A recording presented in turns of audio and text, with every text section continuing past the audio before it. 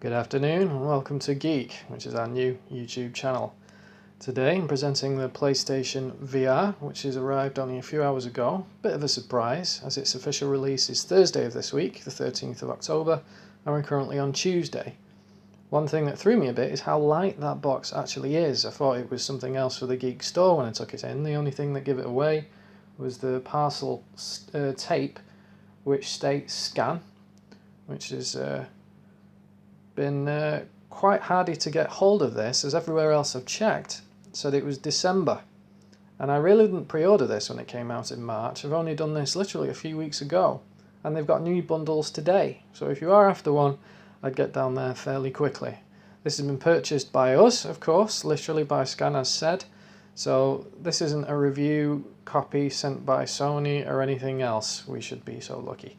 So in this bundle that I've got from Scan, you can see the 3 games here at the side. I've got Rush of Blood, Rigs, and the VR Worlds, which is a handy disc to have because it gives you a taster of some of the games that will soon be available, and not all bundles have that disc, so look out for it if you are shopping around for one. Of course, there's some extras that you'll need as well, which do not come in the box and maybe with other bundles, and that will be 2 Move controllers and the eye camera. Now the camera I'm going to be using with this set, which will be on a separate review video, is the old camera, and I've also picked up some old Move controllers as well. Don't be fooled, they're just the same as the new ones that are available. I think the camera looks a bit different on the new design, but essentially they do exactly the same thing. The only thing to be aware of is if you do go for the old Move controllers, that with those it's been said they do have some battery issues and have some problems holding charge. So if you do go after those and it's reconditioned or something like that, be very careful where you get them from. So here we have just the beginning shot with it in its box. Ignore the Mega Drive and what have you, that's nothing to do with this of course. And I'll pause this now, open up the box and see what we get inside. Okay, so I've moved on to the phone camera because it's a bit easier to wield than the tablet and looking at what's inside here. But once opened up, as you can see, I'm presented with this nice plush Sony box with a symbol there. We open it up, here's the booklet, everything that you need to know wiring it up. There's many unboxing videos out there on YouTube, and all of them that I have seen before doing my own today do praise the setup for being so quick. I think it's been clocked at around 12 minutes or so. I'm not going to time myself today. I wouldn't even put myself through that horror, as I have such a messy setup with wires. I think I'm going to be there a lot longer than 12 minutes. But back on point, it's very easy to follow. I believe all the wires, as we're going to see in a moment, are labelled with numbers, so you know which is meant for where. And this book is so large that even those hard of sight shouldn't have any problem. That is literally huge. So here we are, some nice bubble wrap, and even the compartments of each box give us an idea of what is inside. So I'm not too bothered with opening those up at the moment because it's pretty self-explanatory what they will be.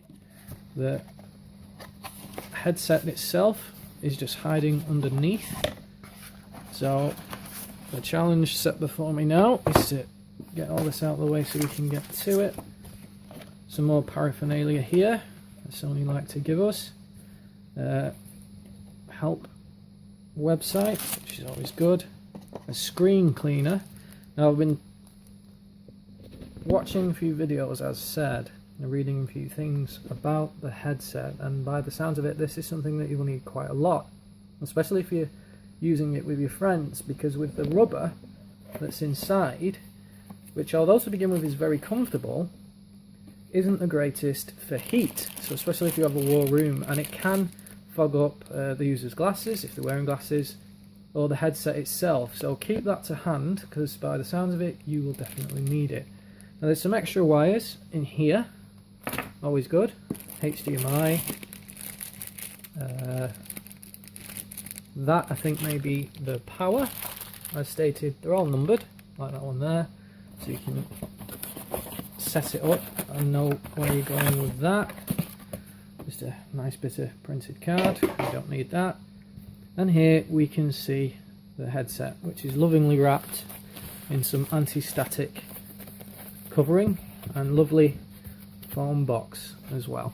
It's quite nice actually. It might be worth not throwing this away in the trash once you get it, and actually if you haven't got one of the stands, which I don't believe are in the UK at the moment, which are all in one charge for the controllers, pad and headset, it might be worth keeping this box because that does look like a nice little place to put it, especially out of harm's way. So I think I'm going to need two hands to unwrap this, so I'll just pause this for a moment again, and then when we get to it I'll show you the headset in detail. So as promised, here is the actual set itself. If we look inside, or attempt to, if we can get a right angle, you see the shiny lenses there, and this rubber coating that I was speaking of, which is very light to the touch. So I don't think it's going to cause you any discomfort when you do actually wear the headset. I can see where the heat may come from though. But again, I'm alarmed. Not unpleasantly so, but how light this actually is.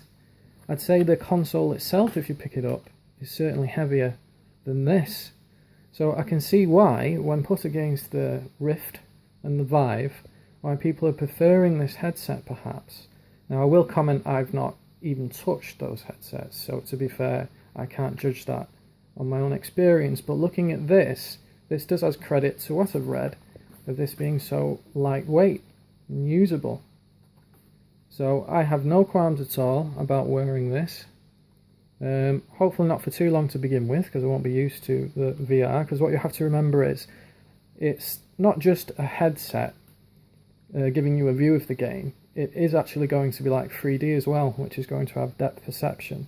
And I'm an avid user, or was, of 3D when it was supported by most companies. It's been dropped like a lead brick now, but when it was, I had to build up my resilience to that as well. So I can imagine that you've got to get your eyes used to it, and I wouldn't recommend diving straight in for a few hours playing it. I'd pace yourself with that. So that's our unboxing. Now I've made a wonderful mess, and hope you enjoyed it. I'll be doing a review video very soon, and also in November when the Pro lands, which I'm very curious about, and see how that's going to give me any bonus, if at all, in using this set as it's said to. But when that arrives in November, I'll certainly do an unboxing for that, which shouldn't be too detailed because I don't think the console differs too much to the original console. It's what's going on inside, which is the important thing. So there we have it, very easy to unpack, all your wires are labelled, all the books that you'll need, and a very light headset, which should prove to give you a decent experience without too much discomfort once you get used to playing with VR. So thanks again for watching. Visit our eBay store, which of course is on the link, and enjoy. Bye for now.